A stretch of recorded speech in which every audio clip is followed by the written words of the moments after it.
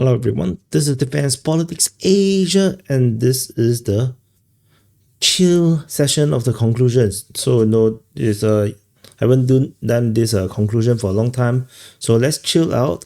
This is not a sit rep because I see the timing. By the time I finish the mapping is a bit late to do a sit rep. So I do a sit rep tomorrow. Let's do conclusions, focusing on some analysis, my opinions, and the prime important things have been happening around the Ukraine war. And the biggest, of course, is the Kursk front, where the Russians are on this massive Kursk offensive. And this is the latest mapping right now. Basically, half of all the Ukrainian-controlled Kursk region has now been either confirmed or claimed to be under Russian control. And most likely, this is pretty accurate. And the entire northern flank is gone. The entire eastern flank is gone. The entire northeast flank is gone. So the Russian forces, this in a quick way, have recaptured a lot of grounds, and the Russian Defense Ministry has also, announced quite a number of captures all along these areas here. The front line is now basically in Sudzha, because there's no more towns north of the highway. Svetiklovo, Lebedevka is all under Russian control now. And then you have only Gogolevka, Robeskina, Goncharovka, Molovoy, Oleshnya, and basically Sudzha, generally speaking. And yeah, that's basically the main part, other than the southern flank, which is mainly the forest region. But this is the main thing where there's already footages of Ukrainians retreating from Sudzha, the city, and the Russians basically have really stormed in, and there's a few geolocations. But that really shows that they are really in the region. The geolocation of Russian forces in Zamoste, in Dimitrov, Manovka, and all of this confirm the Russian presence around here. And the fact that they are all pretty chill confirms this area has been captured. And then the Ukrainian mapping have went on to quietly, half quietly, shows a big chunk of territory all have been taken by the Russian forces, which includes this chunk. I think this is not. So if I zoom out a bit, maybe that will help. So yeah, not much. So this area here, I believe this okay, so this, yeah, so this is everything around here. These are all acknowledged by Ukrainian mapping to be taken by the Russian forces. This is the Ukrainian line, and everything else inside here, this let me dot it out. This area here, these are all Russian claims. This area is confirmed by geolocation. This is confirmed by geolocation. So you can see the Russian mapping most likely is going to be correct, because we have, of course, the pipeline, the gas pipeline operation starting around here. They fan out in these areas here. So this area is most likely under Russian control. Most likely, most of it is actually going southward. The northward is actually another push. And Kazacha Loknya tentatively has in the latest information from the Russian sources has only just confirmed to be captured, which is over here. This is only just confirmed to be captured, which also includes Tuwai Knyazi around here. So these are all new captures. These are all just confirmed, only just. So these are the latest information on the Sudzha region, and I have to say the Kursk front is now on the final straight. I have my doubts the Ukrainians are able to hold Sudzha at all. I think it's going to fall within the next few days, and I think everything else here, if it's not for Sudzha, everything else here strategically is just not important. It's just death trap. So I think the Ukrainians will be redrawing entirely. The will to fight and defend Sudzha, I don't think is there. I just don't think it makes any sense. So And of course, there's also more footages coming out, more information coming out of this operation. This called Operation Potak, I think. I believe it's translated as flow, but I think this is a very good footage to show the whole operation. So let's take a look. So. Победа будет за нами. Вот так вот готовятся к выходу. Kursk тоже в кадре. So they are preparing for the assault. Настрой боевой. You can see full gear, masking. Первый на выходе. Пара минут до начала операции. Бойцы российской армии под Суджей. В прямом смысле этого слова. Все, братуха, готов. Yeah, you can see there's the ladder, they dig the hole and they're getting ready to pop out. Сразу выскакиваем, рассредотачиваемся. Первыми из газовой трубы на поверхность выбираются First out the военнослужащие pipeline. 30-го мотострелкового полка и 30th спецназа Ахмат. motorized rifle Их задача and the продвинуться в Ahmad. сторону хутора Кубаткин. Yeah, За you see ними they are из-под земли running out выходят десантники 11-й бригады ВДВ, from the бойцы forest. бригады Востока и So give ветераны. me a second. I want to hold back and you can see this is the forest. There's a forest line here, which means that this actually around here. So you can actually see I actually looked at the map. You can actually see the pipeline vaguely. You can see this is the pipelines. So you can see the pipeline actually stretches here, leading up here. This is and then look around here. So this area here is most likely where they popped up, and this is the pipeline. But you can see the pipeline in these two directions. So, and there's a bend here. So this is where the Russian forces popped up, and this is where this seems most likely is located. You can this highlighted, these white spots are the soldiers. Кубаткин. За ними из-под земли выходят десантники 11-й бригады ВДВ, бойцы бригады Востока и ветераны добровольческого корпуса, которые должны занять промзону в городе Суджа. Это глубокий тыл. В воздухе несколько наших беспилотников. Командиры наблюдают за штурмовиками и направляют их. Вот им сейчас So after they popped up around here, they went straight south towards the industrial zone and to take Suja.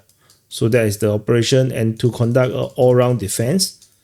And so this is pretty likely 100% confirmed to be under Russian control. Just that there is some geolocation of Russian forces at I think this area here. There's a signboard here or something. There's a few geolocations that I don't have it on this mapping. Because I have no source to point to, and I'm not going to do the geolocation myself. I don't have enough time. But this is basically what we understood previously the past 2 days. We already understood this slightly is the story, and we now have the confirmation as well. 30th come with the Ahmad. And this is the command base, the HQ. ВСУ тут же бросают ближайшие The позиции. Ukrainians abandoned the nearest position. And then they already have artillery attacking the Через Ukrainians. несколько часов разворачивает сюда орудие и бьет по Then the последним Ukrainians группам. И shell то не back the попадает. Russians, but К этому very моменту late. штурмовики уже окружают Суджу, закрепляются в промзоне. Часть бойцов просачивается в So часть. the Russians go into Suja, and this high-rise building. I wonder if you can spot it. Not entirely sure. So there's the industrial building. There's a very long high-rise zone. Probably this one here. Maybe this one. Looks a bit not entirely correct. Yeah, not that one. Yeah, the geolocation is another skill altogether. Yeah, I'm not. Is it something here? Yeah, looks like a little bit more like this one. Yeah, I think it's this one. Looks something like this. So the Russians basically storm in and build a defense line. So Yeah, it's all checked out. сектор. Позиции, если сейчас они туда зайдут, позиции просто шикарные позиции. Результаты операции превышают ожидания. Оборона врага сыпется. На Западе предлагают то взорвать, то забетонировать все трубы, ведущие в Украину и Европу. Но никто не осознает, что за филигранно выполненной задачей месяцы бойцы выкачивали из трубы газ и с помощью компрессоров наполняли ее кислородом. Со всеми инженерами, которые мы так пытались как-то аккуратно узнать, вообще все, кто имели какое-то отношение, все сказали, это невозможно. So everyone says impossible. Engineers say impossible. Даже был Pipeline engineers такой с самими газовщиками. also say it's impossible actually. I saw this video already. Они сами говорят, вы не You will пройдете. not pass. То бишь вот Like так. this. Тем не менее мы пошли. Nevertheless, we passed. Несколько человек получили ожоги, когда газ The вспыхнул. gas flamed up. Еще несколько человек отравились. A few more people get Загазованность poisoned. была очень большая, газ еще давил с той стороны. Не было вот этой позиции еще, газ даванул. The gas press. Мы даже не заметили, как надышались этим газом и упали в обморок. So there's a pressured Короче, gas нас from the достали, other side пацаны as well. успели вовремя. Короче, нас ввели в искусственную кому. И, короче, судороги у нас очень сильные были. Потом, когда очнулись уже в больнице, мы не помнили этот день, что с нами случилось. Нам уже со слов потом рассказывали. So these are one of the first soldiers. Страшно, до сих пор Still страшно. scary. Главное, все выжили, вернулись и продолжили начатое. Return and continue what they started. Операция зачетная.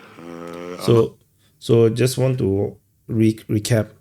So the thing is that they pull out the gas, but there still need to be some kind of pressure that need to be exerted, and there's seemingly gas pressure putting in from the other side of the pipeline, and so they have to pump in oxygen to kind of push back, like something like this, and then as they go nearer to where the target, the other gas comes in, and then they inhale, and many of them injured and fainted.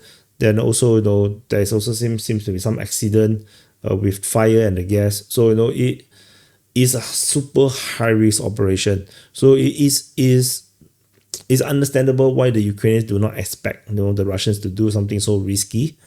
But the Russians did it anyway. So yeah, it made history. Должна войти в историю и в учебники по военному. This is the commander, by the way, if I'm not wrong. Эта операция реально такая граушная авантюра, но она It's a этого gamble, стоит. but it's worth it. Высыпаться, занять населенный пункт, занять круговую оборону. 360 security defense. 360 вы еще не пробовали? Хорошенечко под хвост. I think these are Поэтому это Akhmat что-то новенькое для forces. нас, У Yeah, меня во these are времени Akhmat еще forces. были и некоторые ребята, которые, наоборот, умоляли меня взять с собой. Например, мой, как вы не поверите, штабник.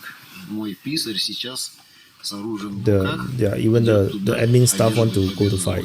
Yeah, but this is very Бойцам в Akhmat. бронежилетах и касках с автоматами, пулеметами, You see, гранатометами they и enter the боекомплектом tunnel. предстояло This is пройти the около entry. 15 километров по трубе Walk 15 диаметром 1 kilometers. метр 40 сантиметров. 140 800 cm. человек заходили в трубу на 800 протяжении people enter 4 the pipe. суток.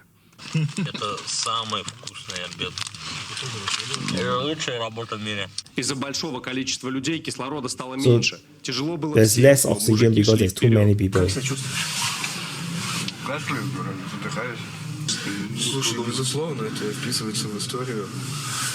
И огромный респект мужикам, которые проходят через это. Как бы это непреодолимо, в этом есть свой кайф. Безусловно, причем. То есть потом будет что детям рассказать? Конечно. Победа будет за нами, да? Все, ребята, работать надо, пойдемте. The tunnel is really like До штурма осталось часа 3. Работа продолжается. На выходе ждут несколько 700 people are waiting for the И exit. несмотря ни на что, они дошли до конца. Перед рассветом They на reached the поверхности exit before оказались dawn, около so 300 300 человек. was on the В течение surface. дня вышли Then еще during the day, 500. 500 Все came out. остальное уже история. Оказавшись в тылу врага, наши военнослужащие закрепились в Судже. ВСУшникам пришлось оставлять позиции вокруг города. За пару суток российская армия освободила около 10 населенных пунктов. И с каждым часом... Где-то на Курске, в Часовом Яре. So yeah, so the key point, so the operation, 300 soldiers came out first as a storming troops, which is I think the 30th motorized rifle, and then they have the Akhmat forces. Then after that, the next 500 are the airbornes and whatnot. So yeah, it's a crazy operation, and the fact that they don't have enough oxygen for all 800 soldiers that is inside the pipeline. Everybody is like running low on oxygen. That's also quite quite interesting. Something that you don't really think about. It's easy for us to think about this like a computer game. So it's quite a shock. And like this operation seems to like really paid off for the Russians. This is a massive amount of grounds taken by the Russian forces. But it also shows another thing, that the in defensive operation it does work. The Ukrainians managed to hold the Russians for such a long time. That the Russians have to find innovative ways to break through. Like the Ukrainians defended like all these lines very well, and the Russians really have no very good ways to break through. Defensive positions does work, no matter how strong the firepower on the other side, and in terms of air superiority, missiles, artillery, the Ukrainians still managed to hold the line for a very, very long time. And it took a very extraordinary operation like this gas pipeline attack that allows the Russians to actually break through into the rear and then crush the entire front line. I think this is a very it really shows a lot of things. It really teaches us a lot of realities on the ground, that the Ukrainians can fight. They do whatever they could to hold the front line, and typical operations, frontal attacks, or even you try to flank, it doesn't really it is really not that easy. And the claims of Russian taking casualties when they do go on an assault is definitely quite clear that it's true, that Russians do take a lot of casualties when they go on a very, very strong frontal attacks, because if frontal attacks takes very little casualties and they can capture a lot of grounds, I don't think the Russians needed to do something so drastic.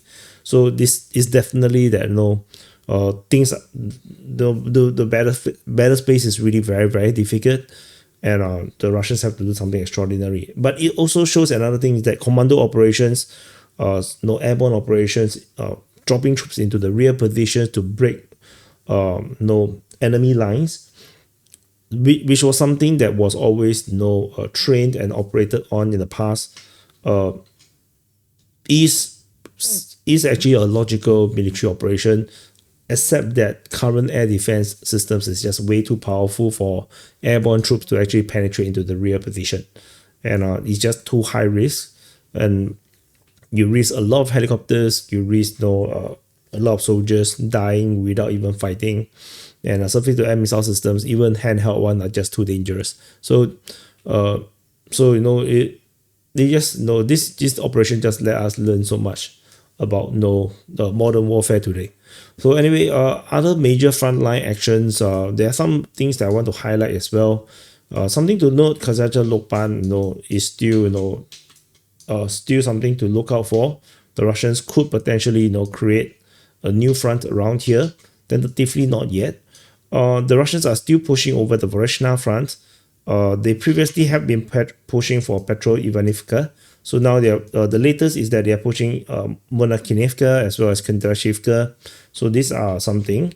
What else? The Ukrainian counter-offensive operation that I mentioned, which I don't approve of because they spread themselves out by too many places, seems to have ended. Like generally, there is no more clear signs of Ukrainian attacks, and I can see that the pro-Ukrainian Twitter account is celebrating the success in the Sinkivka region. Like this is the best celebration that they have. And that's just a Ukrainian claim. It's quite sad that, and also I also realized another thing is that the mainstream media isn't really talking much at all. In fact, they totally ignore the entire Kursk operation that the Russians did, which is so biased. It's like, if the Ukrainians did this operation, oh my god, the mainstream media would have been talking about this for the next 1 month, non-stop. But unfortunately, it's by the Russians, and the mainstream media don't want to talk about it because they cannot play up the the Russians at all. Like they just cannot. There's some more actions over the Liman front. No, but nothing really much I want to talk about. Thorax also situation remains pretty unknown after Ukrainians do their offensive. They entered in, and that's the end of the story. We have no more idea what the hell is happening right here. And then we have Pokrov front, also pretty quiet. I mean, there's some fighting here and there, nothing very significant. The other major push over the Velika Novosilka front, this also didn't seem to have any major breakthroughs. The main one I want to highlight, the other main news is actually the Zaporizhia front.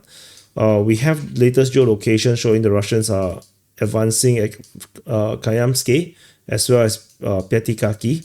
The Russians are still attacking Stepove and Shabaki, and they are shelling the rear positions at Palivka. Other operations also include Nestilianka and Novodanilivka, and previously there was the frontline updates, some progress in the north of Robotine. So this offensive operation is still in the shaping stage. They are now attritioning the Ukrainians very heavily, and once the lines start to crack, the Russians will start to pound on it and break through.